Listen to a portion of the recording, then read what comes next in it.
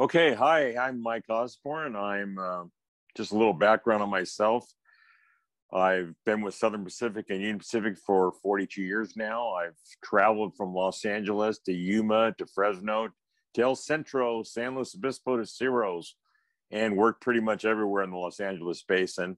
I've worked freight trains, passenger trains, work trains. I've been a herder, a tower herder, a hostler, a brakeman, a conductor, a train baggage man, a lookout. I've worked train orders to DTC, to CTC, to PTC. I've derailed cars, I've re-railed cars. And as far as SP and UP go, my saying is it's still 4 foot, 8.5 inches between the rails. I'm also an avid HO modeler of the Southern Pacific and Santa Fe in the 1979 era. And I have an Instagram, SFPMRR, if anybody's interested. And without further ado, I want to take you back to 1979 when I was 19 years old and hired out in May of 79 with the Southern Pacific. Anyways, this will be an imaginary trip of events that happened along the way. And I'm going to tell everybody right now that some of the things, are taken from different trips. And I want everybody, the information may not be entirely correct on what you've read, but talking with other friends that are engineers, and this is the things that we've come up with that are about as factual as we can remember. I'm sure you can know if you're 62 years old, you can appreciate that. Anyways, a typical day would be like this. Your phone would ring and the LA crew dispatcher you'd answer, and the LA crew dispatcher would be on their line, and they say, 9:30 on duty for the LABRF Star Pacer train. Well, you hang up and you say, okay, I'll be there. And you begin to fill your grip, which was a Sears catalog cases, which were very common. All the guys had them. They were, the 24 inches by 12 inches wide by 18 inches deep. And that was all that you brought. A lot of railroaders now are bringing in all kinds of stuff, which they would have kicked you right out if they would have saw you bringing in that much stuff. Anyways, you would pretty much knew you were going to go on an overnight trip, so you'd have a clean pair of clothes, your railroad items, your rule book, timetable, lantern, keys, gloves, etc., anything else, a jacket, of course. And then you'd get in your car and drive to Taylor Yard. They're in Glendale, Los Angeles border, right below Dodger Stadium. And you'd walk in the dirty yard office. There'd probably be 10 or 20 people in there, and meet your conductor. And usually it was some older, grouchy guy who hired out before World War II that was probably older than your father. And you'd go, oh, hi, I'm Mike Osborne. Most of the time they wouldn't even extend their hand to you. They're like, oh, great, a new guy. Anyways, they'd shove the Southern Pacific time slip at you, and you would stamp it with a little rubber stamp, and you had to get it between the lines and don't hit it too hard and ruin their time slip because they would go crazy. And then you would meet the rear brakeman, who was also there, and determined by seniority who would be the head and rear brakeman. And most of these guys would choose the rear end to ride in the caboose with the grumpy conductor, which was fine with me because I was more than happy to be with the engineers and where all the action was happening. And the engineers always seemed to be cooler guys, and they were always between 25 and 35. And they were just a lot more receptive to you, and they liked to teach people stuff. And most of the guys were pretty fun to work with. I'll tell you that right now. Well, the conductor would hand you the train orders and clearances from the OD. That was the Los Angeles operator. Now, they had a person there that did nothing but give crews train orders. They did nothing else. And that conductor would say, do not lose these. And the clearance would include what marker lights to display on the front of the engines.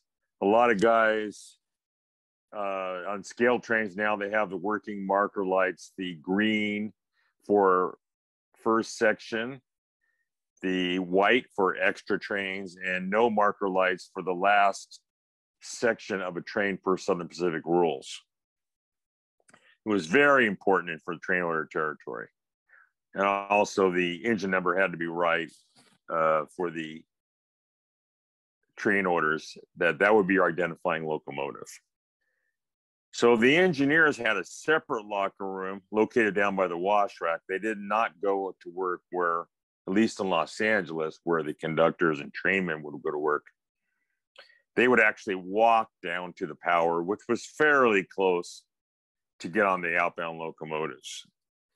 And the lead unit was Railroad West towards San Francisco when you left the roundhouse, because we're going to be going down to the Los Angeles Transportation Center, the shops, and that is where we'll get our train and then go back west towards Bakersfield along the adjacent main line to Taylor Yard.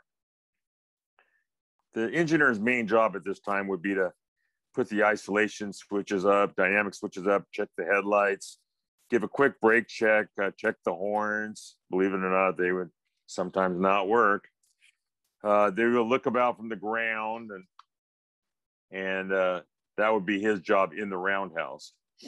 Now, I want to talk about carryalls for a few minutes. Some people found this story funny in the past, but the Southern Pacific carryalls were 1978 white Chevrolet Suburbans with a Southern Pacific logo on the side, and they were driven by SP clerks. And there was a particular seating order that was not to be broken under any circumstances by any rogue trainmen or engineers. So the way the seating arrangement is the conductor would always ride next to the driver, shotgun, and a shotgun might come out if somebody took grandpa's place, exclamation point. And the engineer would always ride behind the driver. Don't ask me why. Maybe to offer additional driving skills, keep an eye on the speed, make sure he was using the proper brake pedal pressure to drive. The brakeman with the most seniority would ride next to the engineer in that seat, in the second seat back. The brakeman with the least seniority would go in the very back seat along with the fireman if there was one. Also, generally, you were the younger guy, could actually climb back in the back seat of the carryall. And some of them even had a little jump seat that you had to pull down to get back there. And the grips would, of course, go in the very back of the vehicle, the two open doors. And that's why you would have the smaller grips, because if you had too big of a grip, boy, you would never hear the end of that.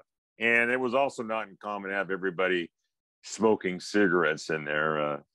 I mean, everybody probably find that crazy today, but everybody would think nothing of lighting a cigarette up and smoking the whole time in there, including the driver. Of course, later years that ended, thank goodness, for people who never smoked like myself. And well, you carry on down to the roundhouse, about a half-mile drive from the main yard office, and get dropped off at the roundhouse, the head brakeman only. So once the engineer is done with his inspection, they would call the roundhouse tower for a radio check and say, BRF power ready to go to the shops, the LATC. Now, it was called the shops because it used to be the LA General Shop, where they built cabooses and heavy locomotive repairs. In later years, when the container and piggyback traffic came on, they needed more space, and they decided to use that because they also had the Taylor Roundhouse to do all that work. So that's why they called it the shops. So the voice of the roundhouse, they had their own little yardmaster type tower, like you've seen along the SP, typical SP towers. They say, down to the derail, BRF power. Now at the derail, that was to control any movements from the roundhouse that might get away if power was to somehow, Taylor Yard's built on a slight grade, so engines could run out of the roundhouse, and they wouldn't want them running in down through the yard, of course, and down towards the harbor, basically. So that was the point of the derail, also to prevent any uncontrolled or people coming in the roundhouse off permission and running into and possibly hitting some other roundhouse workers. They'd send they call the white hat down there, and he would line the derail and then highball you down the roundhouse lead. Now, the next step of the trip, they had the yard speakers, and the C yard yardmaster, they also call it the desk yardmaster. That I don't know why. They'd bark out something like, down 20, BRF power, down 20. And you'd proceed down 20, which was the last track next to the Los Angeles River. Heading down to you look towards Dayton Tower down there, you could see it. It wasn't too far away, about 3/4 mile. Now, there was a herder down there, and he had a lantern. Also, I want to mention the fact that a lot of the time there, we did not have the pack sets. There was pack sets here and there, but they were few and far between. So none of the brakemen on road trains had them. The herders did not have them. Just they were all using lantern signals, and what you would get is a signal like this: 5, 10, 15, 20, highball.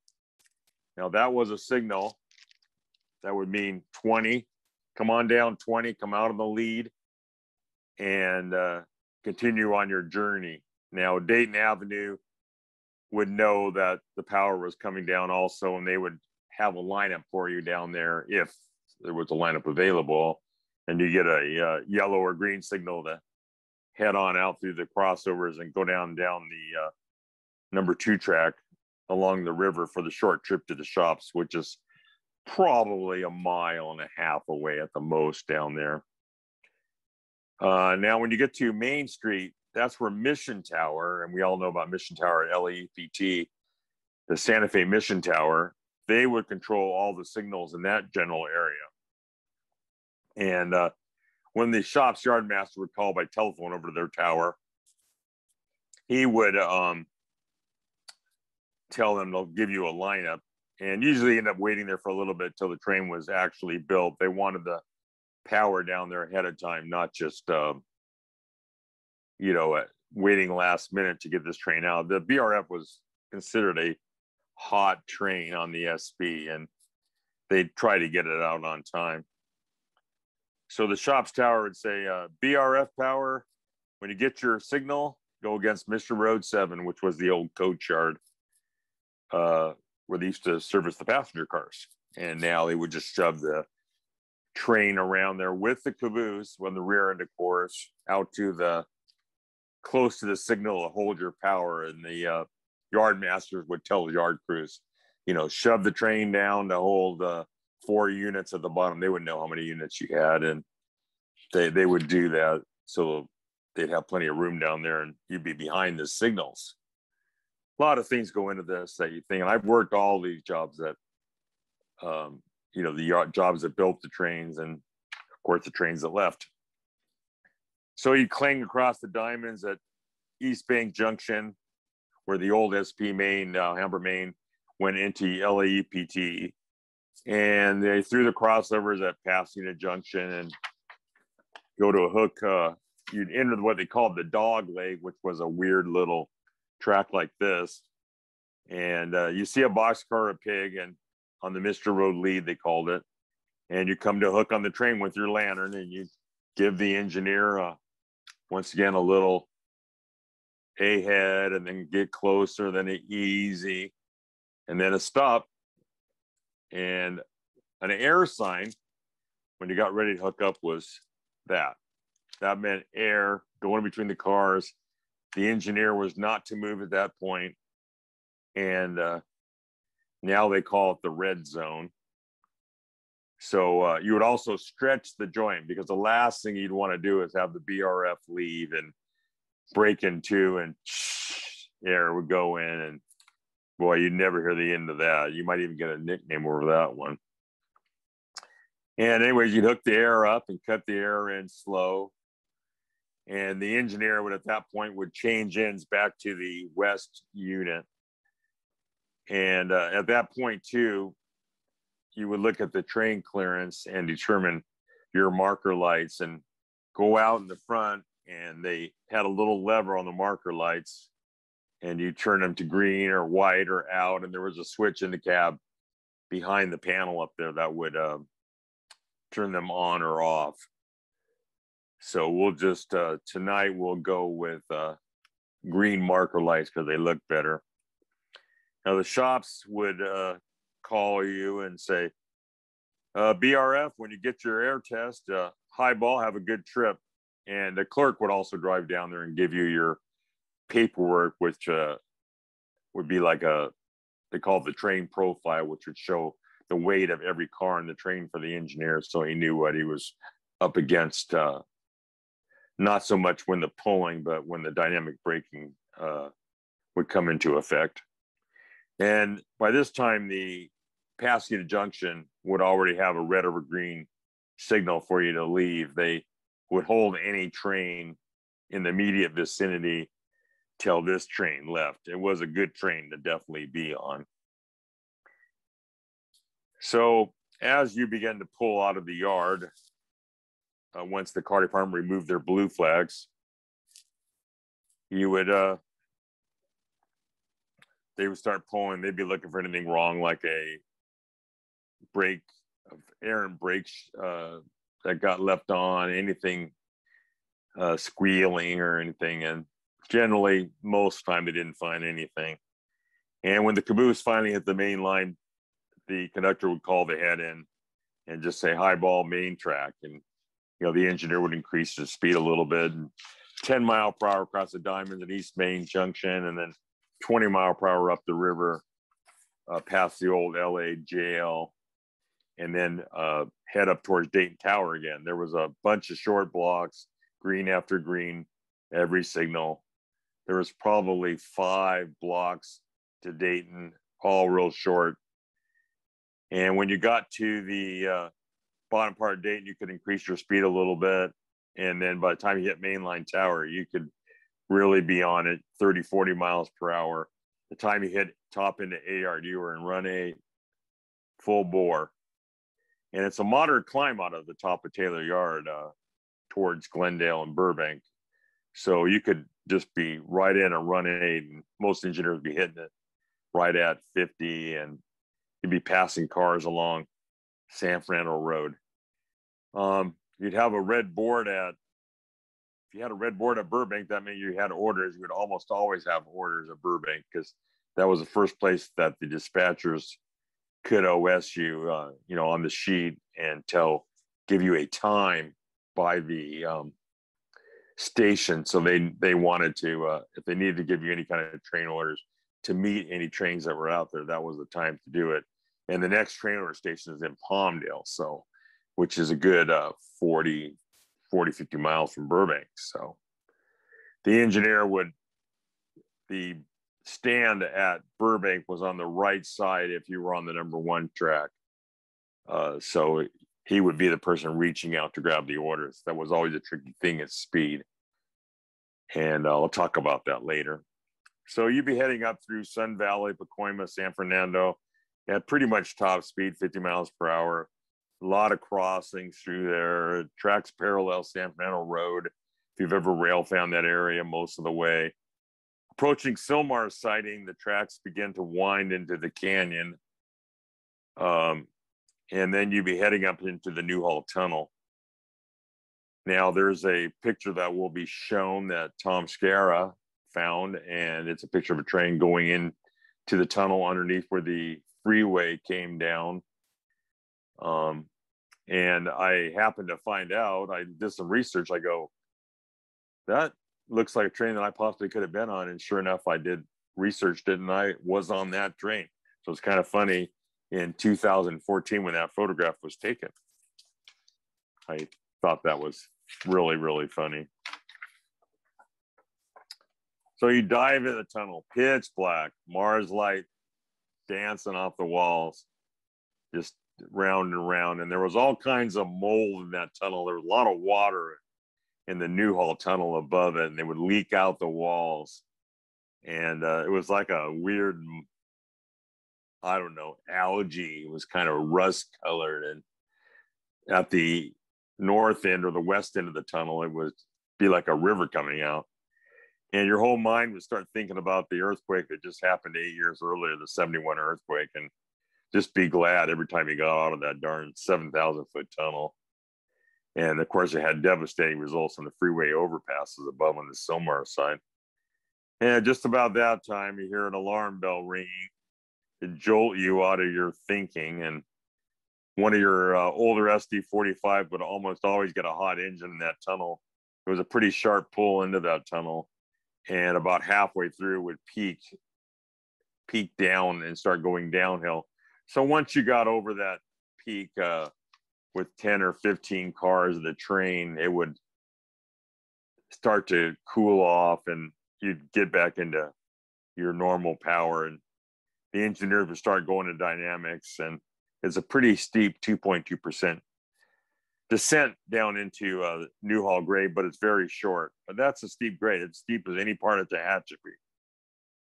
And you'd enter the town of Newhall, my hometown, where me and my friends would rail fan the same train I'm now getting paid to be on. And you'd be looking out the window on the Brakeman side, and that's where San Fernando Road ran, and looking out for anybody you might know on the night. It'd be about 11:30 p.m. by now, and who knows, you might see somebody and you could hang out the window and wave at them. And once you got to Saugus, the station was still there, later to be moved up into Newhall, but it was still there, but it was closed. The train orders part of it was closed around 1977, 78. And you go by the remnants of the Santa Paula branch. Y was still there, but the tracks at the bridge were washed out in the 77 flood, and they never, ever fixed that. It was only accessible from the Santa Paula Montalvo side from then on. And by the way, I still run on that today, out to Santa Paula about once a week. So you go around the sharp right-hand curve, what Metrolink calls CP Canyon, excuse me, CP Canyon now, and you go through a series of sharp curves and past the old Saugus Speedway. At that time, it was still active, where on Saturday nights there'd be figure eights and demo derbies, and a place where myself and friends would enjoy over the years. And they eventually did close that. Now at the west end of, actually it'd be the east end of Hornby Siding, there was a restaurant called the Volcano, little tiny place. And if you were ever in there when a train went by, the whole place would shake like you were inside of an active volcano. It was pretty crazy. Hornby was a short siding where not a lot of meets took place, but it was there. So a lot of times they would store cars that were derelict or cars that Southern Pacific would want to store for a while. You'd go by the old Mustang drive-in, you see the flickering, the movie still flickering on, and trying to strain out there and see what's playing. You know, these trips could get kind of boring after a while. So you go around some more S curves and you go under Sierra Highway, stained by smoke, by all the SP trains, and even, I'm sure the bridge was never cleaned, and all the SP steam trains that were, for that matter, have gone by. And you start going by the Humphreys siding now. That was also another small siding, was basically flat, seldom used, quite curvy. And once you left Humphreys, there was a line change in the 1940s, 50s, and there were some old tunnels there. And one was even converted into an RV garage where a guy had big doors on it, and he stored his RV in there. That was always fun to look at. You go around a few more curves and you'd be up into Lang siding. And there's another big right-hand curve, a big green signal appeared. And the Lang siding started. That siding did get used. It was fairly long, 5,000 or 6,000 feet. It was a site of the 1876 Golden Spike when that line was completed from Bakersfield, which at the time was a big deal. At that point, at the west end of that siding, the train crosses the Santa Clara River Bridge and directly into a tunnel. And it would dive into Tunnel 19. It was a rock tunnel still. And it was lined with creosote timber still, with the big old 12-inch or 24-inch creosote typical structure. And you can see the rocks inside. Of course, everything was black in there. And once you came out, you were into the very deep canyon, and your headlight would be flashing on the canyon wall. It was very dark out there at that time. There was no house. There's still no houses in that area. And you dive immediately into another tunnel, tunnel 18. It was very short. And when you came out, you'd be going into a highway underpass, which would look like a little mini tunnel. It's quite fun to look at. And at that point, you were fully in a run 8. There was a lot of these cliffs up there in Soledad Canyon are just white. And it was almost eerie at night with the Mars light hitting the walls. It was just real bright and very strange, almost a little scary. And a few miles up, there was another sighting called Russ, R-U-S-S, quite short, seldom used, but it was there and active. And I want to make a point too that all these sightings were hand throw switches in TO territory. There was ABS signals, but there was no CTC, just all hand throw switches, and the trains were all run by train orders. And that happened till basically Metrolink took over in the 1990s. Once you left Russ, you'd be going by the old Africa USA. It was a place where they kept some animals that were in movies. And if you ever stopped there, it was quite scary in the caboose because you could hear lions and tigers roaring and elephants making all kinds of weird sounds. You were definitely scared if you had to walk a train because of the never knowing if one of these tigers got lost and your brakeman become a next meal. So there was once you left that area, there was the highways on a very high overpass that crosses the main line there. And then you're in the sighting of Ravenna. And a few cottonwood trees up there where the old maintenance away buildings once stood. And it wasn't uncommon if you ever met a train, you'd be waiting for it, sometimes for hours. And the local residents, the little private crossings were the only way they could get home. And these people would end up sleeping in their cars. They never were too happy, but that was the only way. And there was no way to know that they were blocked. So, and be honest, most people didn't even care. A lot of the scenes from the movie Duel with Dennis Weaver, it's an old movie about a truck driver trying to kill a guy in a car. They were filmed up in this area, and it's kind of a neat movie to check out because there are SP trains in that movie. It's probably done around 72. And it's a fun movie. He actually tried to push him into an SP train at one scene in the movie. Check it out. Once you left Ravenna, the next sighting was Paris, and it was renamed from Berlin during World War II. And it was located in the town of Acton, which a lot of you may not know. It was called Action at one time, but they took the I out because it was too boring there. From here, you would climb steeply up to Vincent. A lot of people probably heard about Vincent. It was a long sighting, preferred direction. Actually, it was a short section of double track, I believe. And when you reach the crest of the grade, the procedure on the SP, and it still is today, would be the engineer, even though you were still climbing, would make a minimum set on the brakes. And the caboose always knew to keep an eye on the air gauge. There's an air gauge in cabooses.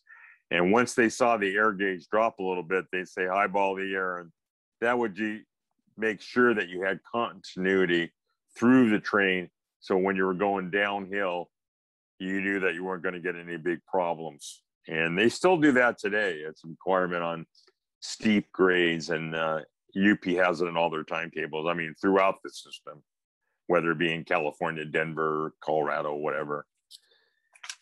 And that was one thing that had to be done. If you had a blockage in your hose or a kinked hose or something, it could be real dangerous. And the grade down on the other side of Vincent, the Palmdale side, is, I think one section is 2.4%. You could really be going fast by the time that was in that short 4 or 5 miles. And the last part of Vincent, under the Angeles Forest Highway, there was a place there where all these owls burrowed in the little dirt. And if you ever stopped there, they would make quite a racket. It was kind of scary almost, but there was hundreds of them up there. I imagine there's still up there today. I have not been on that run since the hub took over in '96, so I have no idea what's going on there now. Now, just before the first curve, some engineers would tell you to go look down, Brakey, and you could see the Palmdale train order signal. And by that time, they'd have you cleared, and you could see if it was red over green. Green meant no orders, and red meant there was some kind of train orders for you to pick up. And at that time, there wasn't a lot of stuff going on in Palmdale, so you could clearly see that train order board from way up there. You had to know where to look, though, believe me. Now, when you get to Palmdale, that's where the cutoff, Palmdale-Colton cutoff, comes into the old Saugus main line. Now, that cutoff is, at that time, was still non-block territory, Rule 99 territory. It goes over to through Cajon Pass and West Colton. And at one time, Palmdale was an on-duty point for crews going Palmdale to Indio before Colton Yard was completed. And it was probably the mid-'80s that it was actually signaled, and they did do the Rule 99. And for those of you that don't know about Rule 99, the non-block, I'll bring up a funny story. If you were to start going, if your train was having power trouble and you weren't keeping up the required speed, you were required on the caboose to start dropping fusees. For those of you that don't know, fusees are little flares that the railroad uses, and they burn for 10 minutes, not 20 minutes like a highway flare, 10 minutes. Well, you would drop them off the caboose, so any following train would see the burning fusee and slow down to restricted speed because they didn't know how far ahead your train was, and that was a rule in the rule book. Now, they had to, one goofy conductor, there's a lot of goofy conductors on the SP, and he was just dropping off fusees at night, not lighted ones. And so they finally had to change the rule to drop off lighted fusees. Crazy, crazy. Okay, once you left Palmdale, you'd go to what they call Dennis siding. So next big place you come to, and that was at the end of the runway for the Palmdale Lockheed facility where they built the L-1011s. And SP at one time even delivered jet fuel there. I've delivered jet fuel there working on some of the locals. And this was a real long siding, and the Palmdale operator had a short interlocking. He could line trains in and out of there. It was quite a long siding. And this is the first time you could go full bore speed, 65 miles per hour through Dennis, and really be cooking through the Antelope Valley. Once you got to the town of, there was another siding there called Oban, and Lancaster was seldom used. It was a siding more for the locals to use to set out cars. Now Ansel was the first place. It was a trailer that they put in when the cutoff was started. They started realizing that they couldn't just have orders at Mojave's and Palmdale, so they put this little trailer in, and they had an operator there 24 hours a day, and he would issue orders mostly for eastbound trains towards Colton or Los Angeles, and they would have westbound trains would also get train orders there.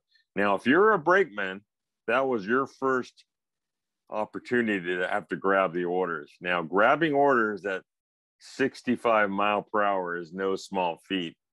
Sticking your hand out the window at two bamboo sticks that you can't see in the middle of the night with a 100-watt bulb over the top of it. If you were to grab through the orders and hit those bamboo sticks, it was a whooping that you wouldn't want to get. So most engineers would recommend getting a flag stick and sticking your arm out and holding that would grab the string, and then you'd pull it in and then hand the orders immediately to the engineer, and he would start looking at them first. And the caboose, of course, would also have the orders. Once you left Ansel, the short siding of Fleta, but mostly a local siding. It really wasn't used for mainline trains. And then you would enter Mojave Yard, and that's where the Lone Pine branch cuts off, and the Santa Fe comes in from Barstow and joins the Tehachapi climb. Now, the train orders of Mojave, mostly a lot of train orders eastbound, not too much westbound, just basically some track conditions. When I say track conditions, if something happened, like a slow order, 10 mile per hour at a certain place because of track work, things like that. Now, there was no reason at that point to have any kind of meets because you were on double track. And once you got to Tehachapi, you were in CTC territory, which meant the territory was controlled by the train dispatchers. So there was no more train orders.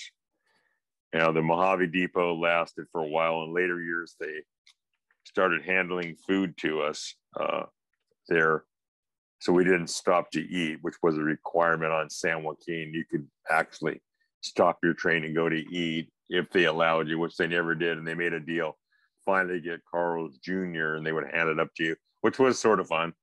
Now you ran up the double track there out of Mojave. And for those of you rail fan, Tehachapi, that's a steep grade, and you'd be down to 20 mile per hour by then, going by the signal bridges and climbing straight for a while. Then you curve to the left and curve to the right around the hills. And once you got to a place called Cameron, the speed would pick up. It kind of out up there. And you'd be going pretty good clip through there. You cross under Highway 58 and you'd end up at Monolith. Now, Monolith that time is a cement place, big dusty place. You could literally see it look like just a big dust cloud. And now that's the namesake 365 for the train and 365 milepost. I always remember that. Yeah, there was a Y there off to the left, and that was the Summit Y, where they would cut the helpers out from the Tehachapi trains eastbound.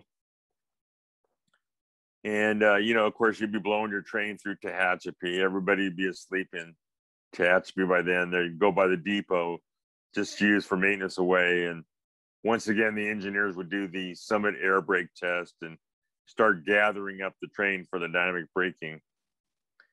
You'd hopefully have a green signal, and at that point, the first CTC signal was there. And once you got down through the town of Tehachapi, you would snake down cable. It was called cable siding, but it seemed like double track. And now you were actually on the downgrade of the Tehachapi Pass. Once you got to the bottom of cable, the temperature would be noticeably cooler. There was a little river there, and you could have your window open and, hear the dynamics. Super quiet, super dark out there, no lights. You would see the Highway 58 and the trucks out there, but it was pretty dark out there. You go through 4 short tunnels. They're real short tunnels. They're almost inaccessible for rail fans, but they're kind of neat. And you snake through those and enter Marcel siding. Marcel was a triple track that had a siding on both sides of the main line, and that was kind of interesting. Now you go through, once you left Marcel, you go through one more tunnel, and then you'd be on the famous Tehachapi Loop. So this was the only point where you could really see your train, or finally see your train, and you'd come around the corner and start down the hill towards the ranch around the hill there. And right about when you got to the west signal at the bottom of the loop, usually your caboose was up there right above you, and the conductors would always give a highball to the caboose, and the head end, you'd give a highball to the engine just to acknowledge them. And it was kind of neat to see your whole train.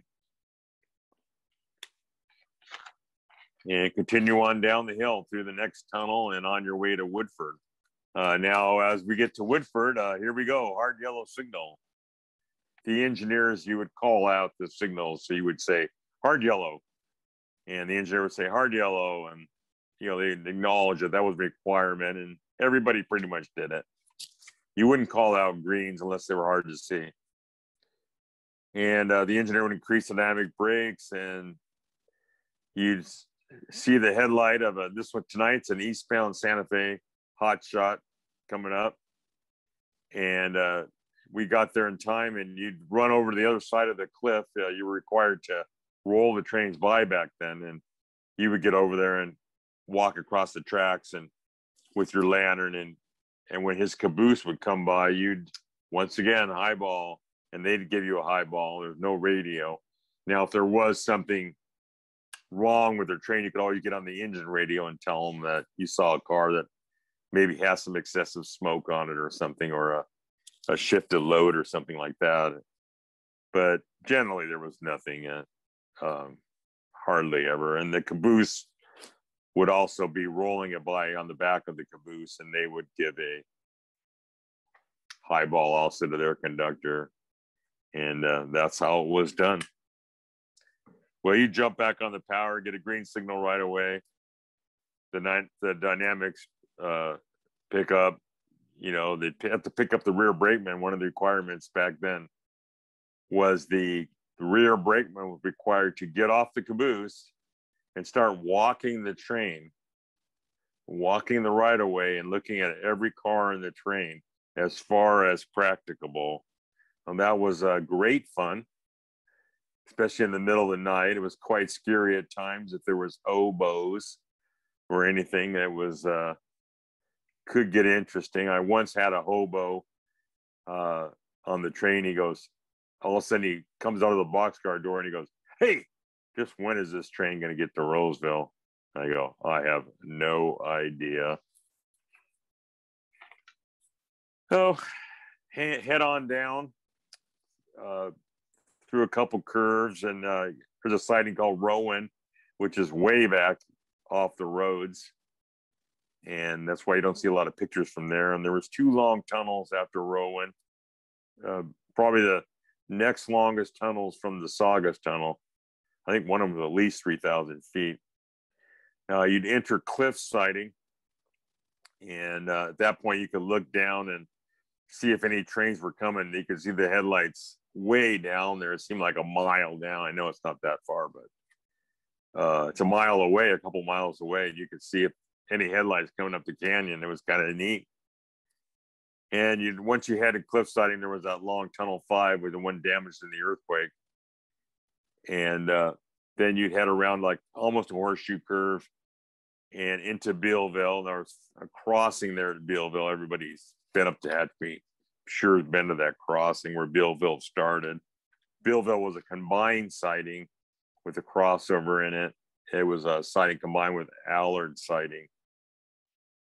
And a couple more, once you left Bealville, a couple more tunnels, and you curve to the right, and then you'd be in the Caliente curve. And that was one last look at your train through that horseshoe curve there that a lot of people are familiar with. And once again, if your train was short enough, you could highball the caboose or get a good look at it. You were always required to look back at your train and see if any sparks were back there and stuff like that. Then once you headed out of Caliente, you were back to single track again. And there was a siding or a tunnel called Tunnel 1/2. Yes, 1/2. 1/2 was later daylighted after the floods, but at that point it was still in effect. It was something to do with the line change, and they had to add a tunnel. So they couldn't add it. They already had tunnel 1, so they had to call it 1/2. And the next siding was called Illman. It separated. It was probably at one time the original main line. It separated quite a bit from the main line, and it wasn't immediately adjacent to the main line. Now, once you got to Bena, you would accelerate up that hill. That was also a point where you cut in Helpers eastbound. And it was downhill, but it was a short little hill, and you back into running, go right around that hill. It was kind of neat. And you go around the bank curve, and then you see the lights of Bakersfield. And you were back on double track at that point. and you'd always end up smelling the latest crop of grapes or potatoes or whatever they're growing out there. At this point, the caboose would call Bakersfield Yard for yarding instructions, or generally on the BRF, you knew that you were not going to go in the yard unless there was some kind of obstruction up there, but not going to go in the yard. The yard master would say, mainline crew change, BRF right down to Baker Street. That's where the depot is located. And you go good. And the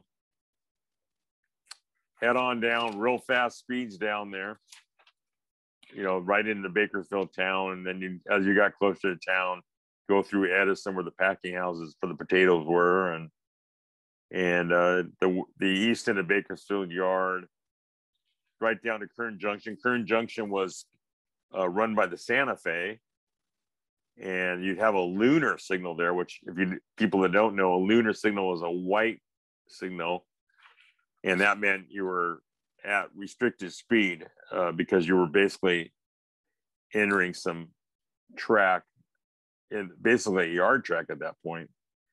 And so you have to watch out for trains ahead. Now, at this point, you would stop the train, the engineer put a set on it, you get off the train, and your outbound crew would be out there. Now, this was an interesting little dance the engineers would do, I'll call it. You carry your grips off. The engineers would disembark, and they would circle around the outbound engineer. I want any engineer out there to deny this, but they'd be like two dogs, and they'd circle each other and maybe growl at each other. And they'd finally talk to each other, and they'd say something like, power good, even if it wasn't. And you only need one unit to go to Fresno anyways. At this point now, you were finished with your job, and you know, once again, you'd walk over to the conductor and the brakeman, and at that point, the conductor would sign a register. They actually had to sign a physically register saying his name and what train they brought in and what time they were tying up. Now, tying up means basically what time you're getting off work. So you would put the current time down, and that was for the crew dispatchers, and they determine your rest period for your next train at that point. I don't really want to get into all that. That can get really complicated, and it's really not necessary. At this point, if the conductor was a good guy, you would climb into his 56 Ford and try to get it started and get a ride to the Royal Palms Hotel on Union Avenue, which at the time was a semi-nice place. At this point, and now you wouldn't want to go near Union Avenue. And at that time, it was okay. They had a swimming pool there. It was a semi-nice place. And you had to sign yet another register there at the hotel, so they knew how to get a hold of you for your outbound trip. The crew dispatcher would call the hotel, and they had like the old-fashioned switchboard, and they would get a hold of your room and call you for the return trip, whenever that may be. Usually 10 hours to 12 hours to 24 hours from that point. And you would get to your room, be super tired. By that time, it was 4 or 5 o'clock in the morning. And for anybody that ever worked at night, it was a lot easier to get to sleep when it's still dark out than when it is when the sun comes out, because it starts getting hotter and everything else.